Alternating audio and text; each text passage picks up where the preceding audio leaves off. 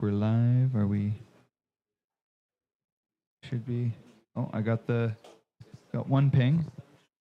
Are we live? Anybody else checking? Just to make sure. We're good. All right. Okay. Thanks everybody for coming out tonight. ETH Van here at Decentral every Thursday. Sometimes we have little, field trips and whatnot like we did last week. So shout out to everybody that came over to Dapper Labs for your Stand With Crypto event. Yeah, it was great. It was great. So. Yeah, I guess things are coming up. We've got tomorrow. There's a Virgo CX summit. They are over at the Sheraton Wall Center. It starts at 10 o'clock, and we're gonna have a little booth there too. So Decontrol and ETH Fan are gonna be having a little session. We're gonna bring some merch and bring some stickers, and we're gonna try and get a TV going there as well. So please come by, say hi. We think we posted in both the ETH Van and the Discord or Decontrol Discord for the links for that, and I think we did it on Twitter as well, or on X. So just take a look on there if you haven't signed up or don't know anything about it. We've posted about it there. Yeah, so that's the main thing coming up. Then Mondays we always have like open mic night and poetry night. So if you want to swing by for that, Tuesdays jam nights. Doing next week? Yeah. Is jamming next week? Okay. Not weeks, week after. Okay, so every second. We have a jam. Come next Tuesday, not this upcoming one after. If you play an instrument, we have a little jam night. We just play some songs. It's a great time. Amazing. So yeah, do that, and then I don't know if we've got any other events coming up. Anything else that we're gonna need to think of? We're good for now. What's that? Yeah, next month is Bitcoin Pizza Day, so we're still like 6 weeks away from that. That's like way out of my window, but yeah. So there's Bitcoin Pizza Day. We're gonna have it here. It lands on a Thursday, so it's just gonna be great. So we do have Pizza DAO hooking us up with a little bit of funds to make that happen. So we're just gonna come and have pizza, and we'll make it all happen. So more on that, and I guess we had like the Giveth round from Decontrol as well. We had that on there. On Giveth. So anybody that is not familiar, Giveth was it's like a donation platform. You can do it all with Web3 crypto, accepts ETH, a bunch of chains on ETH, even accepts Solana. So there's kind of a cool thing there. And it was a matching round right now. So there was the ENS and Octant gave 80K worth of matching USDC, I think it was, or US dollars of some type. And stable coins, and yeah, so we've this round was just raised like $500 I think from donations. So thank you to everybody that did it. Every little bit counts out there. Like that's the beauty of like this type of like quadratic funding, I guess is the way to look at it. Or there's like the CMOC or something, some other acronym where basically a $5 donation can turn into like a $20 donation just from the matching amount and how they set it up. So if you're if you're like, I can't give that much, or I'm not interested because I only have like $5 on chain or something, that $5 could actually turn into 25. And they also have raffles on it too. So if you donate more than $5, they take a raffle, like usually 10 people every round. They can win give tokens, so you can actually like win a bunch more tokens as well. So there's always there's some really good some positive things for donating that way. Anyway, so thanks. Shout out to everybody. We'll keep people posted on that. But if you're ever feeling kind and want to help keep this space alive and keep all this stuff free as we're doing it, you can head over to giveth.io, GIVETH. So like give ETH, kind of blended together, .io, and you just look up Decontrol Clubhouse, and and accept a bunch of different stuff, and really appreciate that. So. All right, with no further ado here, I've been rambling on way too long here. We've got a really cool thing going on here tonight. We got Jaden from Future Primitive. Going to be talking about bringing real-world cryptography on chain. And then I'll let you talk about the little demo that you might have in the back there, too, for we've already been playing around with. So, amazing. Oh, yeah, and if anybody wants to ask questions throughout, raise your hand. And we do have microphones. We have people listening at home, so we want to make sure that they can hear what you're saying. But with no further ado, thank you very much, Jaden. Awesome. Take it away. Thank you so much, guys. I gotta say, it's really awesome to have a space like this in Vancouver. We've been here for a while and have benefited a lot from this. So yeah, the Giveth round and stuff, this is a great space. Let's keep it around. But I'm excited to be here. Thanks for having me. I'm excited to talk about something that I think is really cool, which is bringing cryptography, real world cryptography, kind of like quote-unquote normal cryptography into cryptocurrency and on-chain applications. I'll talk about why I think that's really cool, but I'll kind of get the obligatory intro and company promo stuff out of the way. I'm Jaden. I'm the CTO of a company based in Vancouver here called Future Primitive. We build weird and wacky crypto apps, and so we've been doing that for a little while now. I'm at Jaden Windle on Twitter if you want to chat with me about any of this stuff on an ongoing basis. But yeah, Future Primitive, we've been around for the last couple of years. Started out as a crypto venture studio and just building experimental crypto products. And I've been doing that for the last while. These days, we're focused on one product primarily, which is called Perma. Perma is an on-chain image sharing app that we've been building for the last little while, where you take photos, mint them as NFTs, and airdrop them to your friends. And we're doing some really cool on-chain mechanics that make that lots of fun. Kind of in a roundabout way, bringing the kind of like TikTok-style social where what you care about is more important than who you follow into an on-chain context. So I think that's cool. You should try it out. Also, there's a little box in the back. You see that kind of white box with the shiny glowing face on it. That's a photo booth that mints NFTs. So if you press that button, it'll mint your photo on Perma and airdrop it to some people. So you should play around with the demo. It's kind of fun. But with all that out of the way, this is kind of a controversial slide to start a talk at a crypto venue with. But I think if you walked out the door and if you asked the next 10 people who walked by you on the street, what do you think of crypto? You would probably get a lot of these faces. Generally, the sentiment would be kind of negative, right? Oh, I've heard there's a lot of scams, or oh, I lost a lot of money in it a couple years ago, or my uncle's really into it, but he's also kind of a gambling addict, so it's probably not a good thing.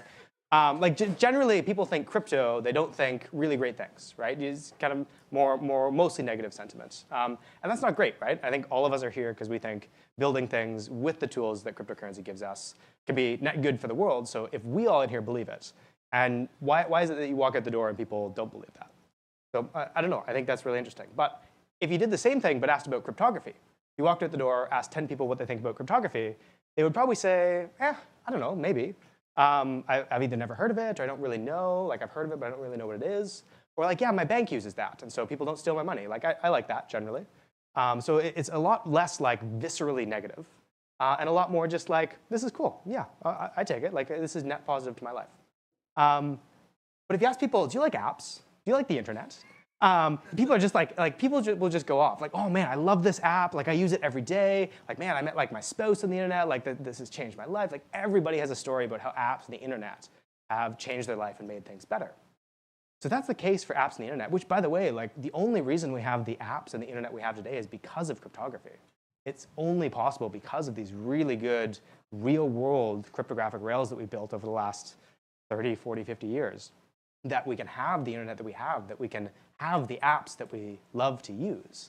So if people think apps and the internet and they love it, and if you tell them like, hey, that's all built on cryptography. Like, did you know that the apps that you use every day use cryptography behind the scenes? They'd be like, wow, that's so cool. Like, cryptography must be awesome. But if you told them, hey, the apps you use every day, they're built on top of crypto, most people would still be like, oh, that kind of sucks. Like, I don't want to use these apps anymore. Why is that the case, right? If cryptography can build such useful things that people love, and I think we all believe that cryptocurrency can do the same, why is there that disconnect? And can we bridge that gap between the kind of crypto things and the apps and the internet people love versus the cryptography and the apps and the internet people love? That's kind of the framing for the talk today. I think there's a real opportunity to take the tools that we have with cryptography that are really well proven, that have like universal product market fit. Every one of you uses cryptography every day, hundreds, thousands, maybe hundreds of thousands of times a day without realizing it. Can we take those tools that we already have that have gotten really good and are only getting better and use it to build better crypto apps that don't make people think crypto sucks, but that make them think, oh man, I love this app, I love the internet, I want to use it more. And I think there's a real opportunity to do that. The disclaimer here is I'm not a cryptographer. I'm an app builder. I build apps day by day. And so a lot of this is just kind of my mental models of the way that I think about things. It's not necessarily like this is exactly how it is. But when I think about cryptography and the types of cryptography we usually use on the internet or we usually use in kind of crypto apps, the type of apps we build, we usually think about like signature-based cryptography. And when I think about that, I think about the idea of security and verifiability. Security being, I know, the two people who are participating in this system, they know what was said, right? That I know that somebody said something to me and that what I received was actually what they said. Nobody tampered with it on the way through. Nobody was spying on it on the way through. There's kind of some security there. And I also know who said it, right? I know because I received it that it had to have come from my friend Benny. He sent me a message. I know it was really him. And cryptography gives us those two things, and those power a lot of really powerful apps. And it's the two participants in that, or however many participants there are. But usually it's me and my friend Benny who are texting back and forth, or me and my bank who I'm talking to their server and they're telling me how much money is in my account. And we couldn't really have that with a cryptography, right? Because we're just like sending raw data over the internet, and anybody could snoop on it, anybody could modify it in flight. I couldn't trust that it was actually my banking server telling me what's going on. That'd be bad. Cryptography gives us these two properties in a way that just builds lots of apps. Like every app you use today uses this under the hood. And when I think about cryptocurrency, I think about cryptocurrency as those two things we get with cryptography, security and verifiability, as well as consensus. And what that gives us is it takes us from a system where we know what was said and who said it, and only the people who are participating know that, to a system where everybody who can see this data knows what was said, who said it, and most importantly, what happens now. Because when I'm talking back and forth to my bank server, I say, hey, you should transfer $5 to my friend Tangle. And my bank will do that. But it's just them. I have to trust that they're doing that on my behalf. Right? Nobody else can prove that my bank really sent the $5. Tangle trusts that the bank said that too. Right? There's no way for us to collectively agree that that happened. There's no kind of consensus that that happened. It's just me and my bank server, which any day could start lying to me. If we want to build systems that everybody can trust, everybody can know what is true, cryptocurrency gives us that by introducing consensus to cryptography. So now everybody knows what was said, who said it, and the application logic that happens as a result. We can have apps that, if I send Tangled $5, then, a good example is this Giveth thing, right? If I send $5, I know for sure what's going to happen. Somebody's going to send some more money to match it. Right? You don't get that guarantee without some kind of consensus. And I think this is a really powerful primitive when building apps. We no longer have to build apps where you just interact with a server that I'm running for my own gain and trust that I'm never going to lie to you or otherwise manipulate you. We have this kind of shared consensus about what is true built on cryptographic rails. And so I think that's really valuable, and I think there's a lot of cool things you can build with that. But I think it's even more valuable when the scope of the cryptography you can use expands. Because if you look at crypto right now, the scope of cryptography we use is really, really small. There's the types of crypto you use in crypto applications, E256K private keys in Ethereum and Bitcoin, right? That's kind of a niche thing. Like outside of cryptospheres, not a lot of people use that type. We use kind of other curves, other types of cryptography. Other things are like more quote unquote normal in real world apps. And cryptocurrency has really pushed the envelope in some novel cryptographic things, right? You've got Ethereum doing like KZG commitments that they're pushing the envelope on, the Verkle tree stuff. I mean, Zcash publishes a new cryptography paper like every 2 weeks or something. It's crazy. So cryptocurrency can push cryptography forward, but I think we can also take advantage of all of the work that's been done in cryptography as a whole. And there's a lot of really new stuff that's come down the pipe, and a lot of new ways that you can use this stuff on chain. It didn't exist 3, 4, 5 years ago. And so this talk is largely going to be about what are those things that everybody is using every day? What are the types of cryptography that everybody is using today? You guaranteed use most of these things today. How can we actually take those things and use them in on-chain apps to make the crypto apps that we're building more like the apps on the internet that everybody loves, rather than the ones that they think, oh, crypto gross? So we're going to go through a couple of them. This is not an exhaustive list. This is a bunch of other stuff that uses cryptography. You can't fit it all into one talk. But these are some of the ones that I think are really, really cool and the ones that we interact with most often. The first one is HTTPS. How many people visit a website today? Yeah, every single one of you use this. So it's backbone of the internet right here. How many people sent an email today? Yeah, so everybody uses it. How many people used a passkey? This is a newer one. A couple people. This is starting to become a more common thing. If you use apps like Amazon or Apple, they're really starting to push this on people. How many of you have played a mobile game and bought something in the app? That's pretty common. App attestations is kind of a newer one that most of you probably don't realize you've used if you've used it, but the app might have used it under the hood. There's, of course, a lot of other types of cryptography you probably use every day. Every time you open an app, you're using code signatures and certificates there. If you use messaging apps, you're using end-to-end encryption. But these are 5 that I think are really interesting because you can build some really cool apps on top of this. We'll start with HTTPS and TLS. For the nerds, that's Secure Hypertext Transfer Protocol and Transport Layer Security. What that means is every time you ask a website for something, every time you go to your banking page, or you go on Facebook, or if that's for boomers, every time you go on Twitter, every time you make a request from a website, the website sends you the data back.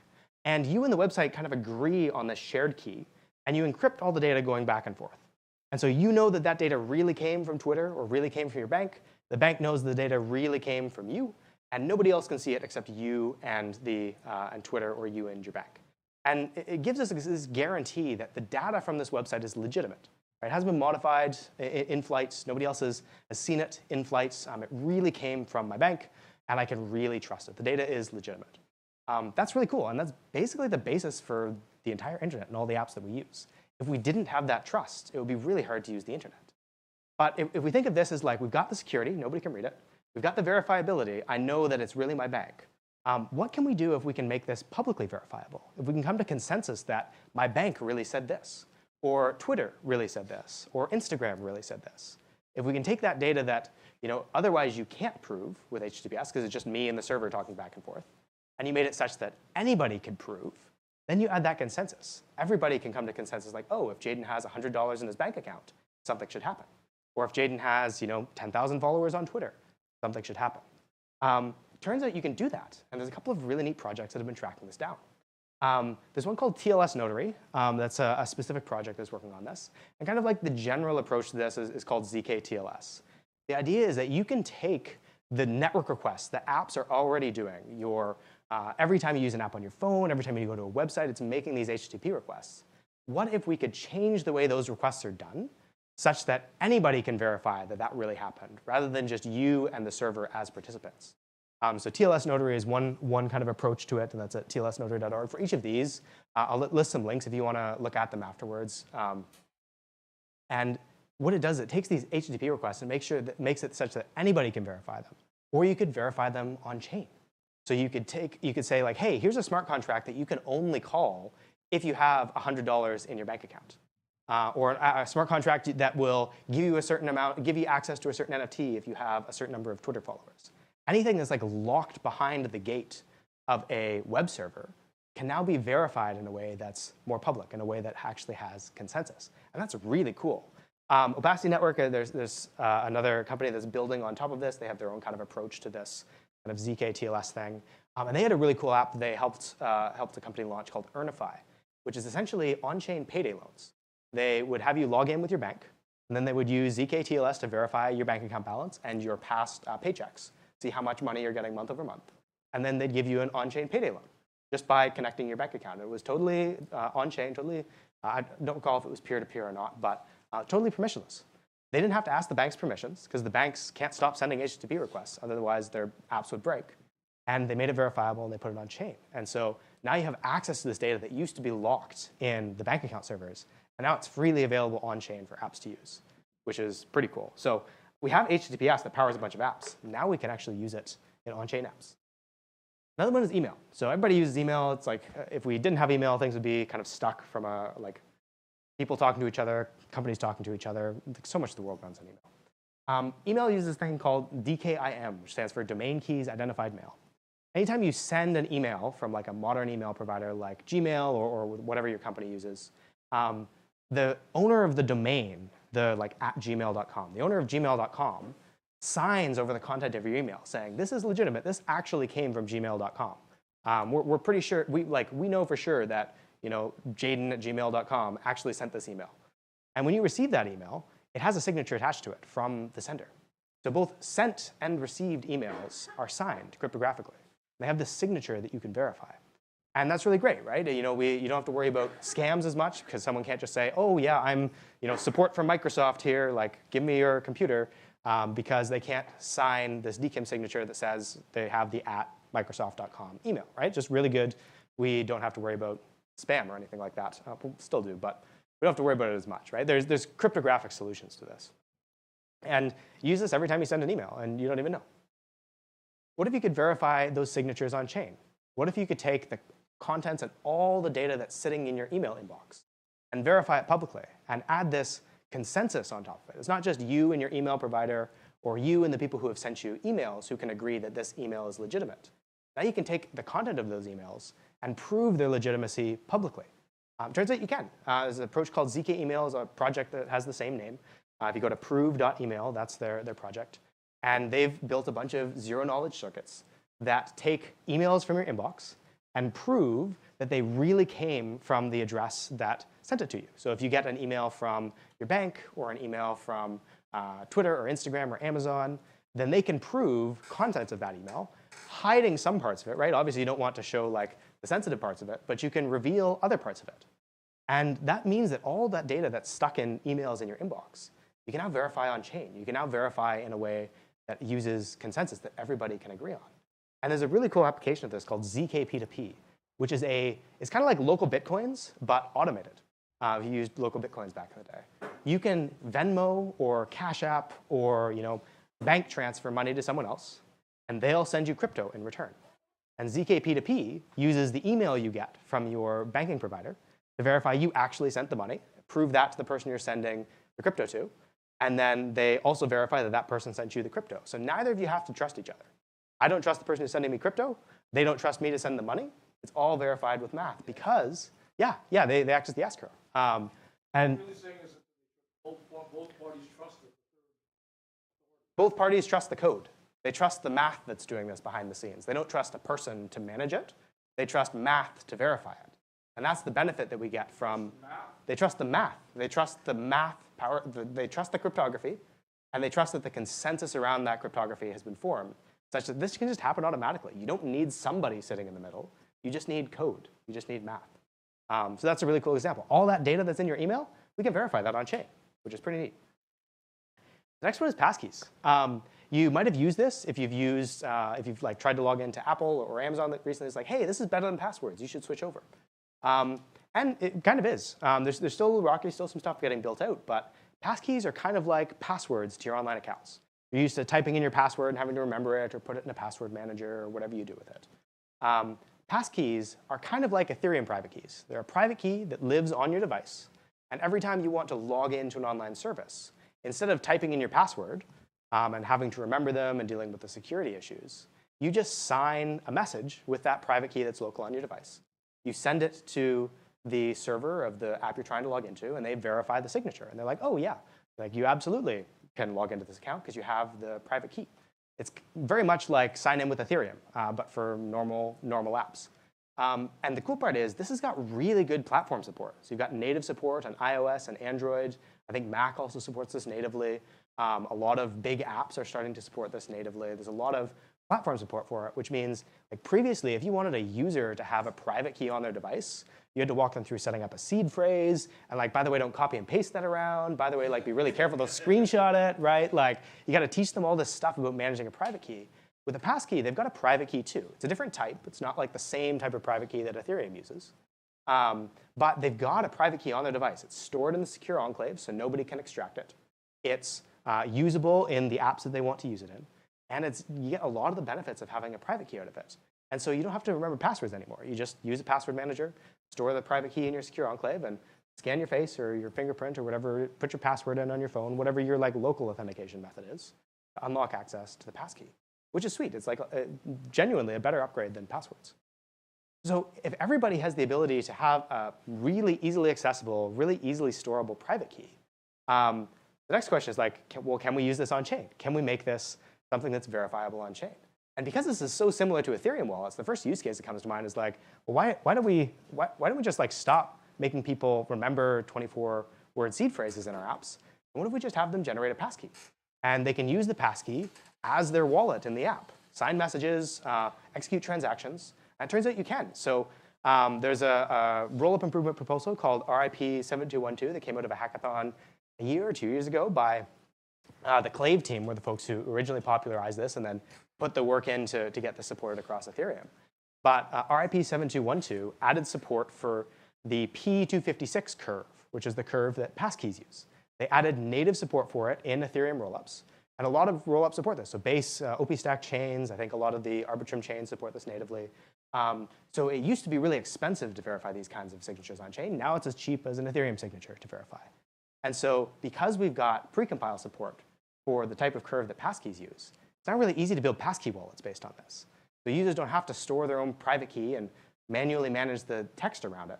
They can just store the passkey. So Coinbase Smart Wallet is another one. Clave was the one that kind of pushed this forward and really did the initial work. Coinbase built a really full-featured version of this. If you go to wallet.coinbase.com, it takes about 2 seconds to spin up a wallet. It's a really slick experience. ZeroDev is another smart wallet provider that's done this. But because it's really easy to put private keys on users' devices now, it's way easier to give it wallets. And there's way less of the security concerns of managing private keys, because we can just take advantage of the better tools we have, the better platform support we have for new cryptography methods. So that's pretty neat. What about in-app purchases? If you've ever played a mobile game, you've probably bought some gems, or got a power up for your character or something, right? Or you pay for like X premium or whatever it is these days, right? Everybody's seen the in-app purchase model. It's really slick. You put your credit card in once, you scan your face or your fingerprints, and you just paid some money on the internet. Crypto onboarding is notoriously hard. Getting people to take money and put it inside a crypto app is like really, really painful. There's all sorts of laws about it. It's like some places allow you to, some places don't. Your credit card sometimes flags it as fraud. It's like a giant pain to onboard people to crypto. But the app stores have made this really easy, right? It's like zero friction.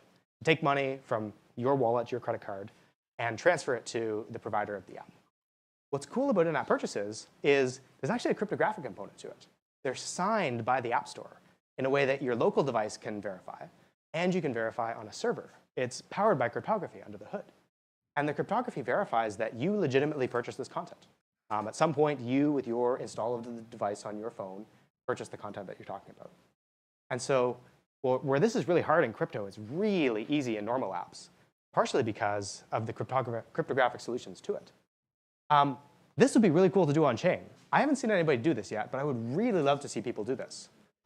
Because it's just cryptography behind the scenes, it's really similar to a lot of these other ways of these other kind of applications and the ways that people will verify them on chain. Do you know what kind of signature they use?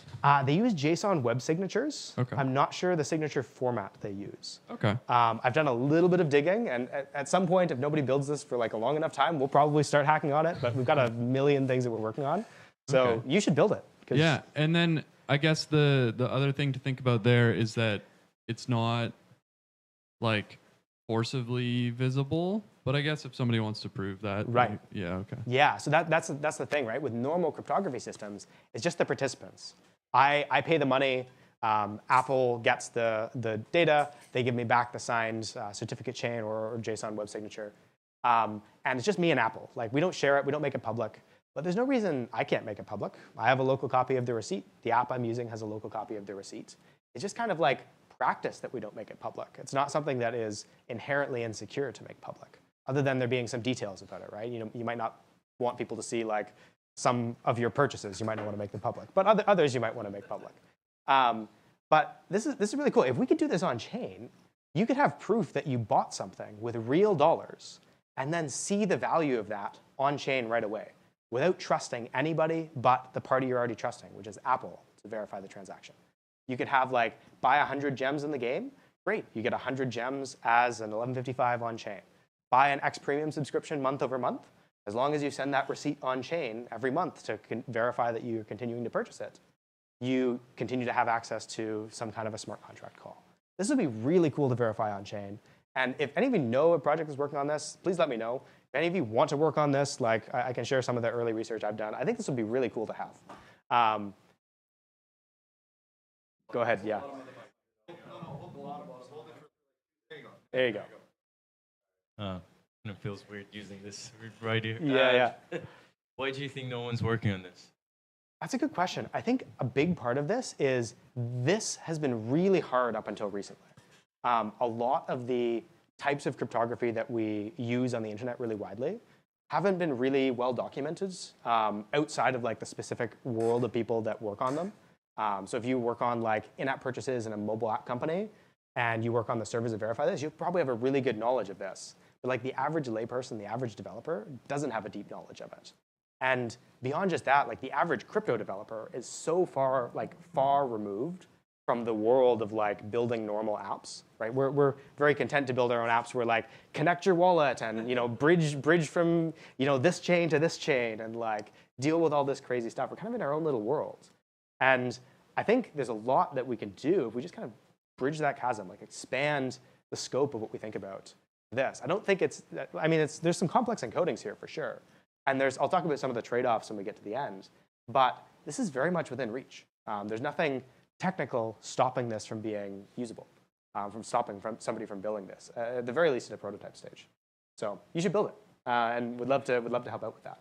But I can talk about something we are building with, and something that we think is really cool. And this is app attestations. This is another thing that Apple and Android give you if you're a mobile app developer.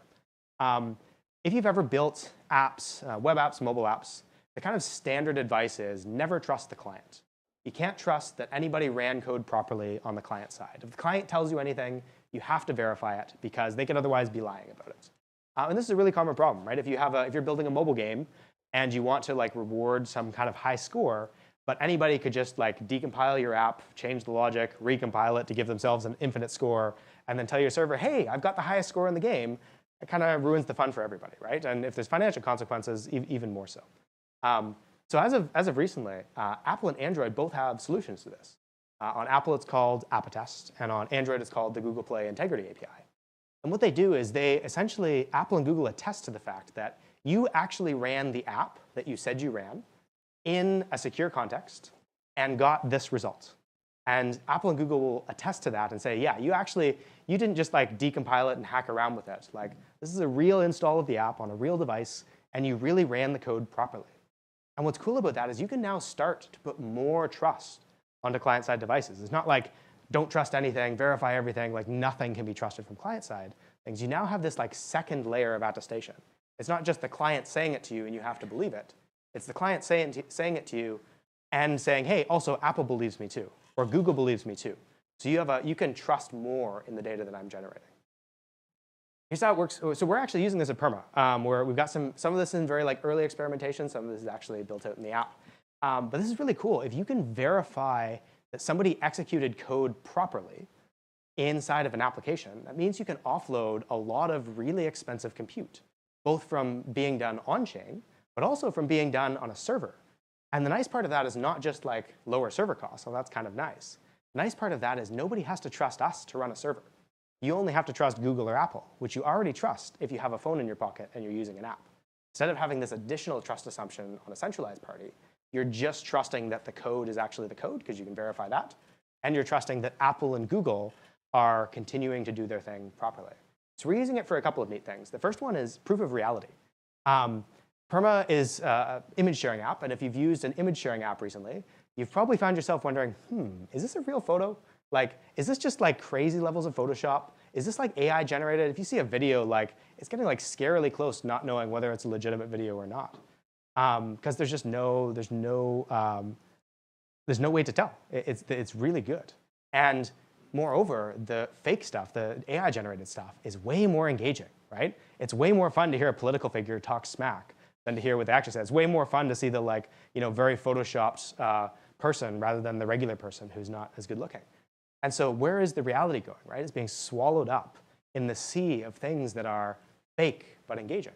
And I think at Perma, one of the things that we really want to keep around is real photos on the internet. I think there's something really powerful about that and really meaningful about that.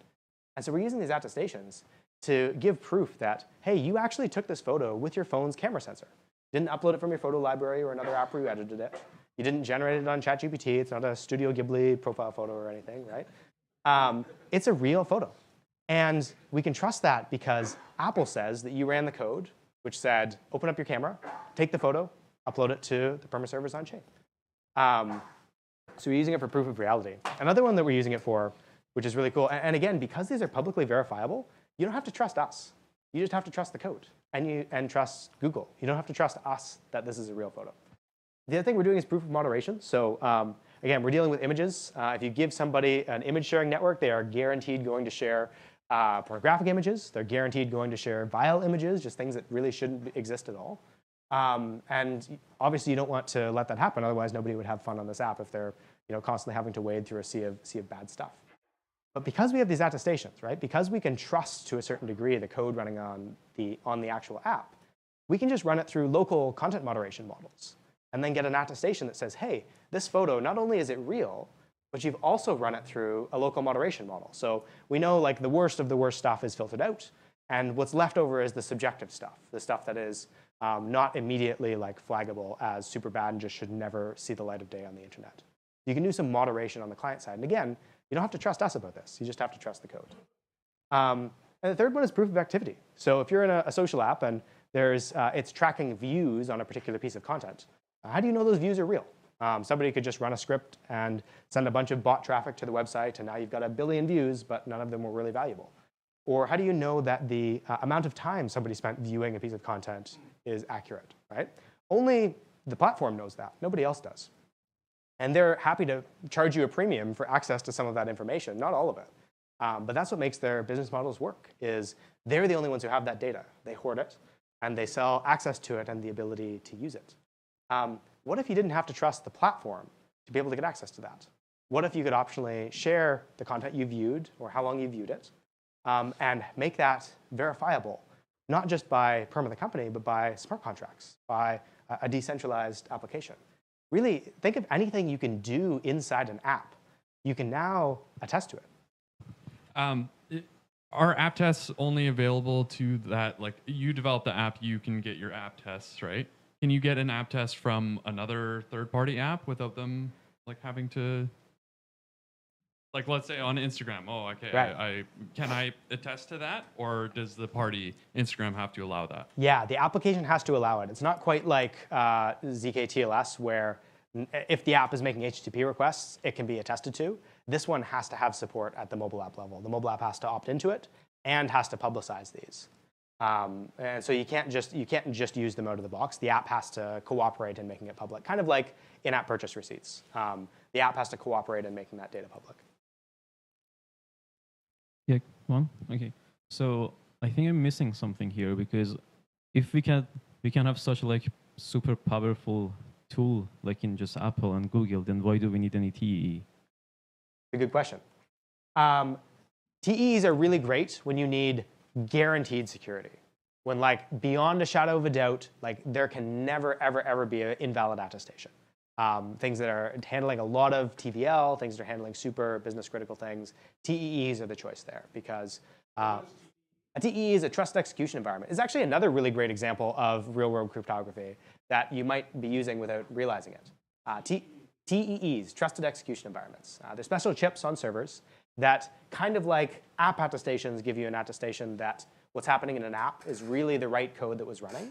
This gives you an attestation that the code on a server is really the code that you think is running. And you can take those TEE attestations and verify them on chain. The benefit of TEEs is the scope is really small, right? The amount of code that you're attesting to is not very much. It's a tiny little piece. You have a hash of the code. You know exactly what's running. You can't upgrade that code ever inside the TEE. It's a very, very small scope and very small surface area. And you have basically like rock solid security that unless the hardware is compromised, unless there's like a 0 day in the hardware, you know that the attestations can't be broken. App attestations are a little bit looser. So you trust the entire app binary, not just a small slice of it. You trust that the whole app is running properly. And so any code that is embedded inside the app, you're implicitly trusting. And any trust assumptions the app makes, the app attestations inherit. So unlike a TEE where you can't just like interact with the internet trustedly from inside it, and people who are building TEE apps usually don't interact with the internet because it can't be trusted, apps can really easily interact with the internet. You could really easily fetch like a JS bundle from the internet and run arbitrary code inside the app. So because the scope is a lot wider, the concern about supply chain attacks and dependencies or rogue developers is a lot higher, because you're just trusting a bigger slice of code. Apps are a lot bigger than the code you run in a TEE. The other thing is that apps are inherently upgradable. The creator of the app can upgrade it over time and continue releasing new versions. And so you're implicitly trusting the developer of the app to not change the logic in a way that you don't think should happen. So it's very similar. You get a lot of TEE-like properties from app attestations, but it's not quite as bulletproof. So for handling like large TVLs, I'm not sure if I would go with this. But for stuff that's just like, hey, we want to weed out like 99% of the bad content on a social platform, this is really great. We get like 99% coverage here. And you'd have to be really, really advanced. I actually haven't seen an example where our app attestations have been broken, although like theoretically you could. You'd have to be really advanced to do this. So like, can you imagine like in a theoretical world, I just like set up a sequencer in like an app and then connect it to a rollup and then just tell people, hey, because you all trust Google and Apple, the sequencer is working like perfectly fine and it doesn't change the code and you just trust the rollup and put your money into that. Is it like doable? It's very doable, yeah. I'm not sure if I would trust it with the money of a sequencer. Again, because the scope is so big, right? At any point, the developer could change the code. So hey, all you guys trusted the code running inside these apps to like not steal your money from the sequencer, and then the developer ships an upgrade and it can change the logic. There is like more of a surface area and there's more of a trust assumption. But you can do some really cool things. Like what if you did a price oracle with this, where all of your users on their phone attest to the price of a given asset. And because price oracles have this like out of band measurement, right? If you're within a certain standard deviation, the results are there. So even if there's some malicious actors, they'll probably be far outside of the actual standard deviation. So for some things that have like lighter security requirements and not like if this fails, lots of people lose money, this is a really good option. So is it possible to like remove the possibility of upgrading an app and then proving it on chain? That's a good question. I'm not sure about removing the upgrade possibility without like somehow revoking your Apple developer account. Yeah, like doing that. Because yeah, the question would be like, does Apple support that? That would be really cool. And I think like I would love to see. I don't know. So if you find out the answer, let me know. Also, how much trust is there? Like, let's say you have an old version of the app that was exploited, then you update it. There's still gonna be some old versions that are getting that signature, or Totally. Yeah. Okay. Yeah. So app tests can still come from maybe a outdated. Yeah, yeah. Okay. So if an older version is broken, it would still continue generating signatures. And these app test signatures don't contain the version of the app you're running, unless the application developer adds it in. So you could, yeah, you would need to verify some extra things about the attestation inside the like application logic of the attestation. If you want to support only certain iOS versions, because some had like a jailbreak, for example, where somebody could use that in a negative way. If a version of your app was broken, you would want to have some kind of versioning things in there. But by and large, you get this guarantee from Apple that like, this is a real device. Actually, let me walk you through how this works, because it seems like there's some really good questions about this. And I do have slides that talk about this. So and I burned in the projector. That's crazy.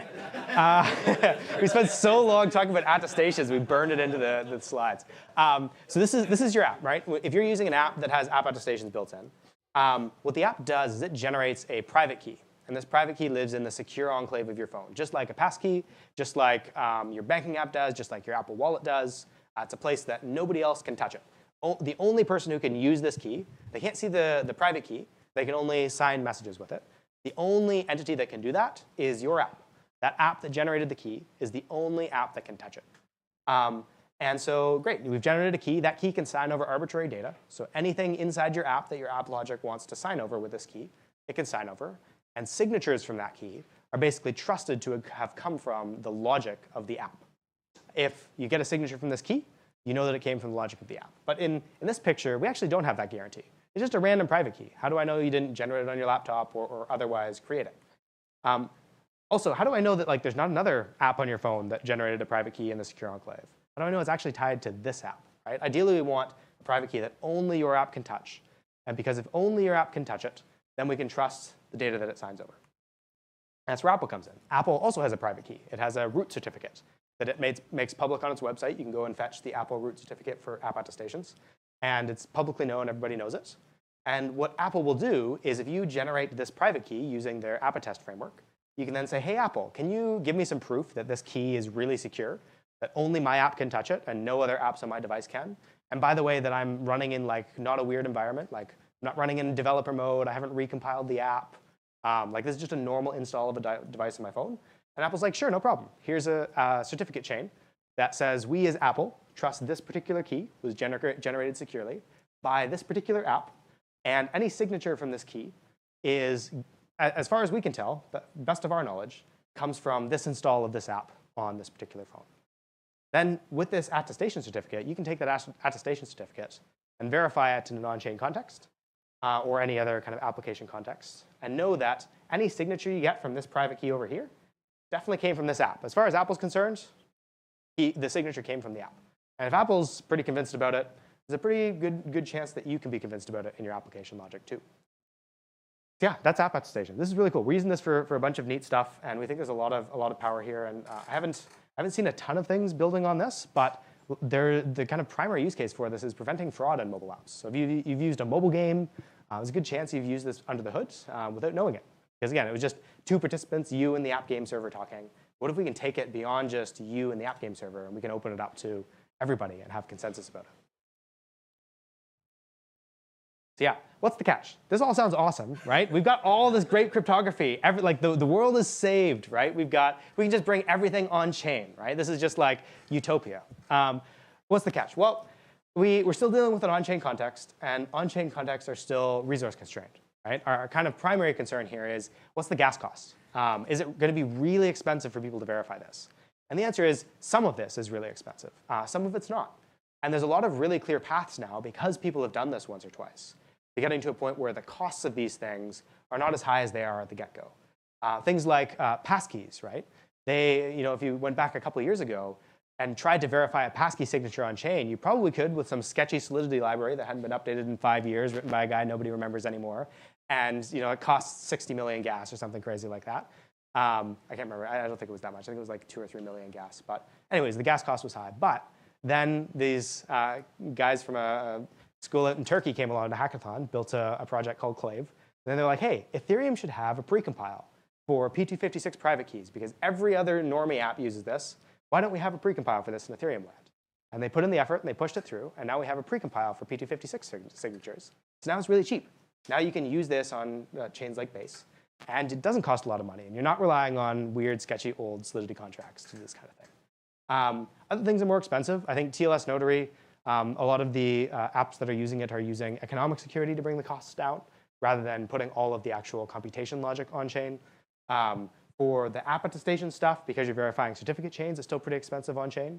But you can use things like ZK circuits to bring it down from many millions of gas costs per verification to several hundred thousand gas costs per verification. And the other thing about the app attestation specifically is for things that are a certificate chain, where it's kind of like a one-time point of trust, like Apple trusts my private key, you only need to verify that once per key on chain. It's kind of a one-time cost. Once you've paid the one-time cost, you're good. It's not like every single transaction is really expensive with something like a passkey pre-7212. The other thing, if you're moving into a ZK context or a context where you're doing like some multi-party computation stuff, proving time can get really long. So if you're having to prove a really hefty ZK circuit, you might need a really beefy computer, and it might take it a couple of minutes to do that computation rather than a couple of seconds like we're used to in an app context. The proving time is another catch where, yeah, we've got these great, like publicly provable, we can build consensus around it, cryptography, but it takes a little while to generate. So for a mobile app where everybody expects it to be like 0 milliseconds and I see things in the app, it might not quite be there for consumer app use cases unless you hide the latency in some other places. Instead of presenting it to the user as crypto apps often do for some weird reason, we just like to show users all of the latency of everything happening rather than hiding it behind the scenes. But gas costs and proving time are two. The other is just complexity. Like a lot of this stuff is much more in reach now, right? Like this stuff is all in reach of normal app developers. I'm not a cryptographer. I never studied math. I'm not that good at it. I just like building apps, and I like building apps with cool things. And all of a sudden, all these things that used to be really complex, like you used to have to be doing like crazy high level, you used to have to be like a big genius to know all of this. This is now like within the hands of app developers. If you're building cool apps and you have a cool use case for this, this is within your reach. You can go and build this. You can build it at a hackathon or on a weekend or in the course of building your apps. So it's more complex than just using like normal, really well-developed libraries. Some of these you might have to write the library from scratch based off of some other things. There is more kind of like work to build the foundation required for this to be something that is like as easy to pull off the shelf as like a VM or an SDK for another app. But it's not out of reach. It's not so complex you can't do it. So yeah, that's that. We've got really cool ways to take all of these things, HTTPS, ZK, or emails, passkeys, in-app purchases, hopefully, if one of you guys builds it, and app attestations. And we take all these things and we can put them on chain. And so we've got the tools, right? The tools are there. They're within reach. If you're building apps on chain, if you think cryptocurrency can make the world a better place by not just having cryptography, but also adding this public verifiability and consensus and agreement about what should happen if we can verify data, the tools are there. Go and build something cool with it. Yeah, thanks for having me.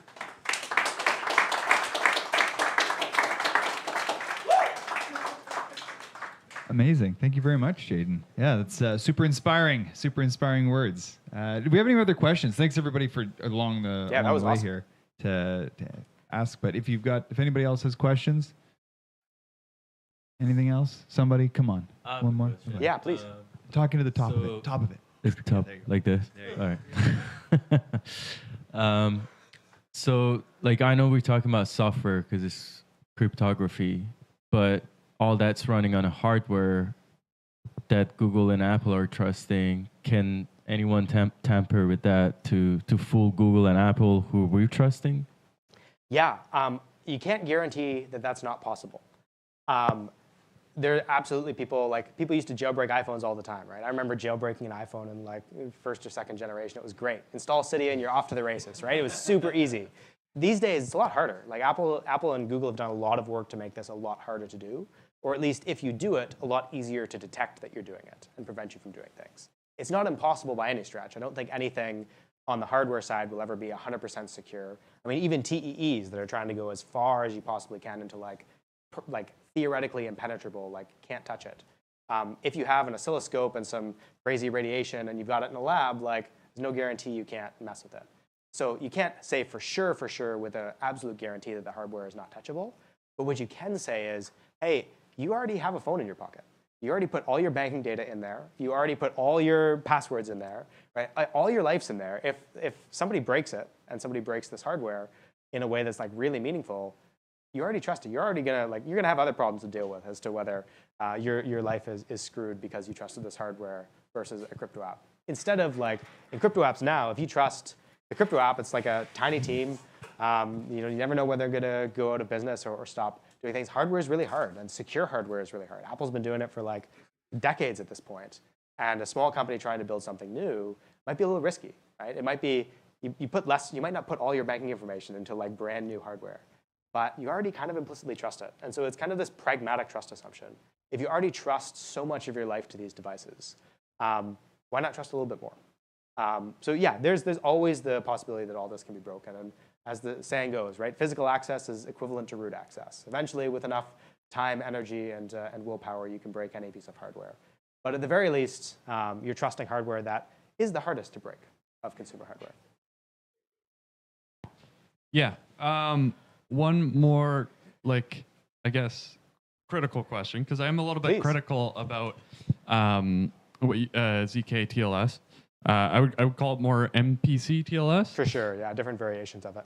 And I'm curious what you think about, like, if you're using this for financial applications, like MPC TLS basically has a third-party attester, right? So you're not necessarily making it trustless, but you're transferring that trust to one person. Yeah. Do you have any thoughts on like the trust assumptions there and how they can be better? Totally, yeah. I think there's a number of different ways people go about this. The downside of the like pure ZK approach, obviously, is it's really heavy, like potentially infeasibly heavy at the moment. And so doing some MPC-based approaches where multiple computers collaborate to generate that key and then do the network request. Still kind of slow because you're talking among multiple computers, but fast enough to be applicationizable.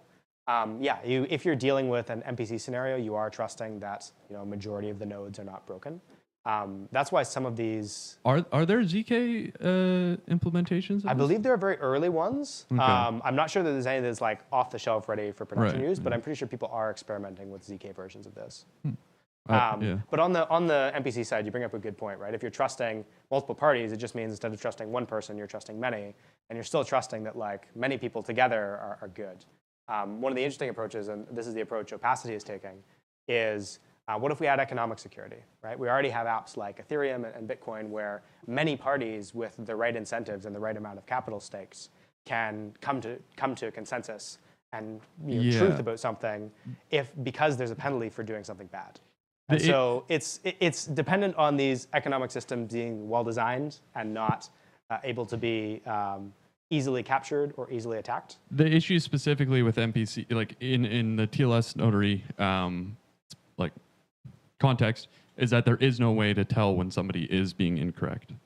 And the MPC at the moment is you can't do it with multiple people because it is so network intensive. So yeah, I gotta say I'm not an expert at any of this. Again, I build apps every day, and I read these things and play around with them. So I've seen some very cool demos of this and people running it. I've seen some really cool in production apps, right? Like that app is giving people payday loans, is putting real financial money on the line, secured by this stuff. And so I can't really say more than that. I think it's, we will see, right? If that app all of a sudden goes down, then maybe we can eat my words here. Yeah. So I think like one of the issues with pure zk-TLS is because at some point you need to generate some nullifier, and that nullifier cannot be generated by either the user or the third-party app. And so you use like an MPC so that multiple users try to just come up with a number. And I'm not sure if like there is any theoretically if there is any way to get rid of that. And I would be happy if someone could ever came up with that idea. Yeah, and there are kind of other things coming down the pipe cryptographically. The nice thing about the world of cryptography is like it's advancing forward too, right? It's not just like stuck in the same HTTP, the same TLS world we've had for ages. It's going forward too. And so the big thing with TLS is like it was designed for a real-time handshake between two parties to agree on a key. And then after they've got the key, they use that key for encryption and signing. But if you just have the messages going across the wire and weren't there for the handshake, you can't verify things after the fact. You have to be like in the loop for the handshake, which is where all these challenges come from.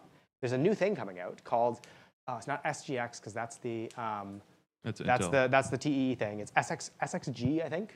I can look it up. It's if you look up Cloudflare secure signing, where there's a new standard. It's not super widely adopted, but servers that support it can sign over every piece of data that's sent over the wire in a way that you don't actually have to be around for that TLS handshake.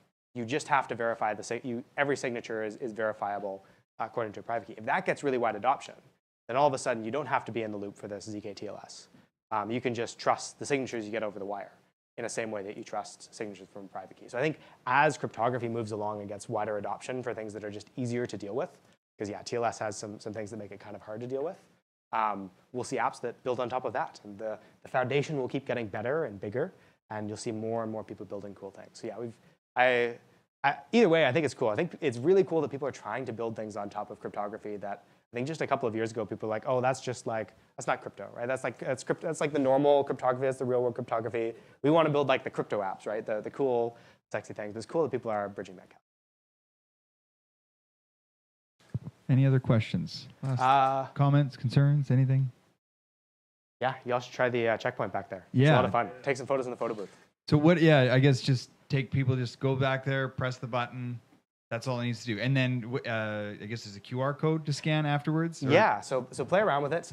This is, again, a big part of our motivation, both for the kind of stuff we're doing at this level of the talk and for just the apps we build in general, is like we think that the things that we do in the cryptocurrency world are really powerful and valuable, and more people should have like not bleh emoji responses to this. More people should be able to just have fun with it and use it and be onboarded to it in a safe and easy way. And so if you go play around with that checkpoint box at the back, all you have to do is walk up to it, press a button, like if you went to any other photo booth anywhere in the world, and smile, and you'll get your photo taken, and out comes a receipt. It's got your photo on it, and it's got a little QR code. And the moment you press that button, it's minted as an NFT and posted on Base. And so the QR code will let you collect it. But you don't have to be an expert in anything. You don't have to have a wallet set up. You don't have to do anything. You just show up, take a photo, and all of a sudden you're onboarded to crypto. Amazing, amazing. Okay. If no further questions here, I think we'll let people get into that. Yeah, that sounds awesome. But anyways, another round of applause here for Jaden. Thank you. So if you don't mind, I guess tomorrow, if you're around, come to the Virgo CX Summit. And it goes till 5 o'clock. And I don't know if there's anything else. Just if you don't mind, just fold up your chairs and just tuck them to the side, and welcome. Stick around here for a little bit.